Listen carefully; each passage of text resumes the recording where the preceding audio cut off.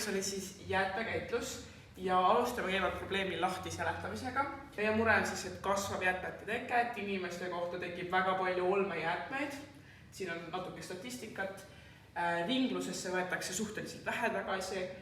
Isiklik kogemus, kui me käisime Tartu jäätmekäitlusjaamas, kus me nägime siis, kuidas inimesed eraldi sorteerivad prügi, mida siis oleks saanud kodudes juba varasemalt sorteerida ja sellest ka inimressursi raiskamine.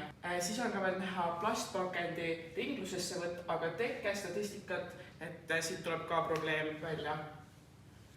Ja ka tegime küsitluse oma gümnaasiumis, et seda ikkagi peetakse oluliseks ja et väga paljudes ikkagi sorteeritakse, aga ka mitte kõike, nagu näha on, et arenguruumi on. Ja meie lahenduseks oli luua siis Instagrami konto, kuhu postitasime lühikesi videoid prügi sorteerimisest.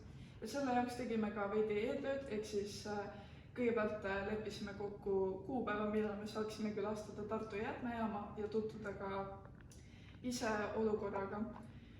Ja samuti enne sinna minekut koostasime siis lühikesed tekstid, et nii meil kui ka meie abistajatel oleks siis veidi lihtsam ja ette teada, mida me saaksime videos rääkida. Ja siin ongi siis seis 19. jaanuaril Tartu jäätmejaamas. Siin on näha, et paberi- ja papikonteinerist on ka palju muud asju kui lihtsalt paber ja papp. Seal olles me siis filmisime oma telefonitega videod ja kõik monteerisime neid oma telefonis programmiga CapCut.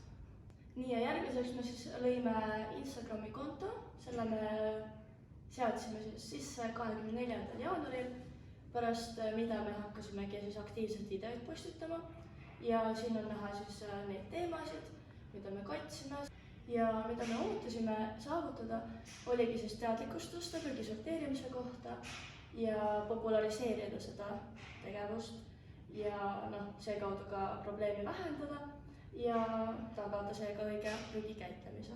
Teeme siis uuesti eesmärgid, et näha, kas me neid siis ka saavutasime. Selle jaoks vaatasime, kui palju vaatamisi me kokku saime, näha, kas õigesti päriselt prügi sorteeriti edaspidi, tegime ühe küsimustiga Instagrami stories. Meie kontot külastas kokku siis 302 inimest selleks hetkeks ja meeldimisi kokku kõikide videote peale 230 ning tuli ka positiivset tagasisidet meie juba küsitlusele, kirjutati meie Instagrami kontole.